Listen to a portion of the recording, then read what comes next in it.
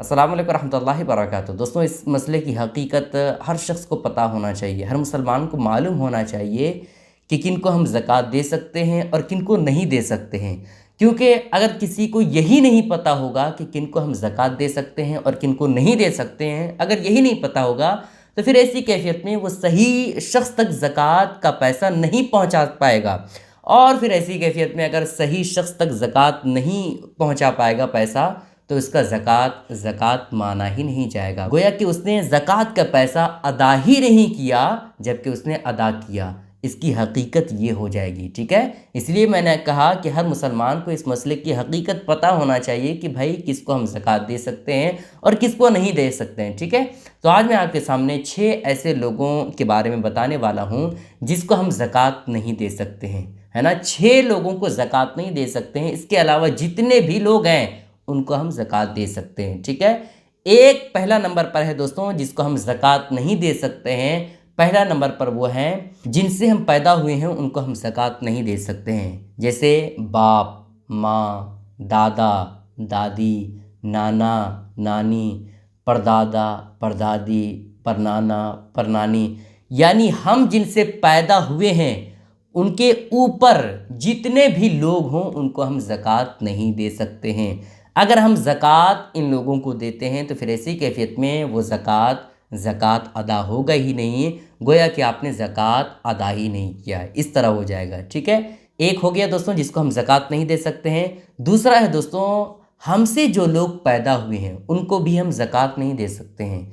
हमसे जो लोग पैदा हुए हैं का क्या मतलब है, यानी जैसे हमारे जो बेटे हैं उनको हम ज़कात नहीं दे सकते हैं, हम अपनी बेटी को ज़कात नहीं दे सकते हैं। इसी तरह से हमारे बेटे के बेटे उनको भी हम ज़कात नहीं दे सकते हैं। इसी तरह से हमारी बेटी की बेटी है ना, उसको भी हम ज़कात नहीं दे सकते हैं, है ना।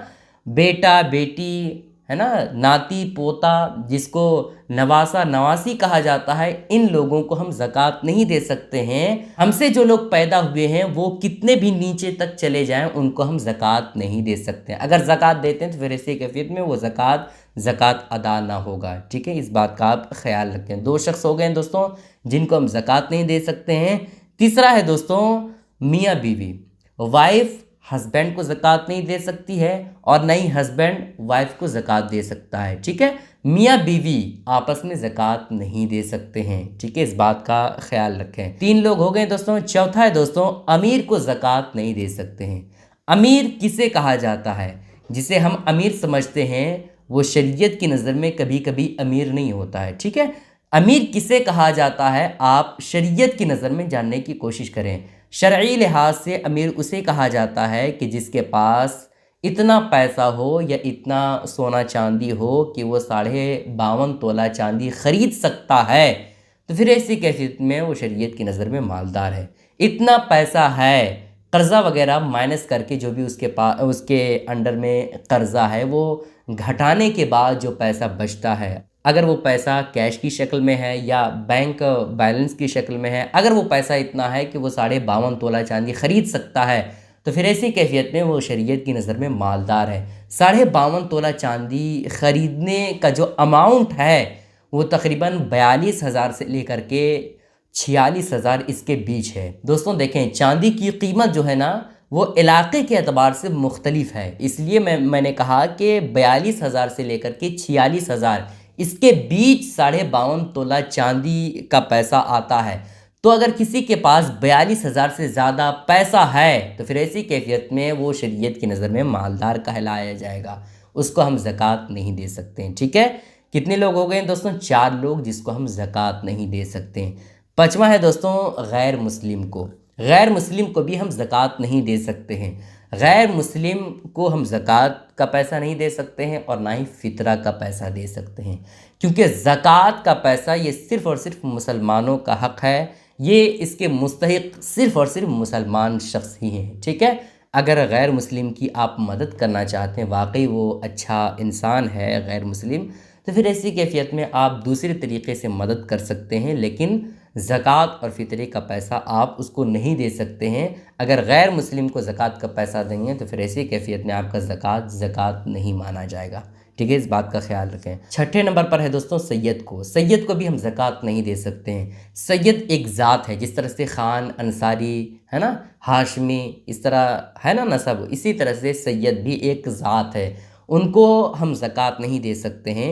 उनकी ताज़ीम के लिए ये नबी पाक अलैहिस्सलाम ने ज़कात उनको देना ये मना फरमाया है। ठीक है, तो ये 6 लोग हैं दोस्तों जिसको हम ज़कात नहीं दे सकते हैं। इसके अलावा जितने भी लोग हैं उनको हम ज़कात दे सकते हैं।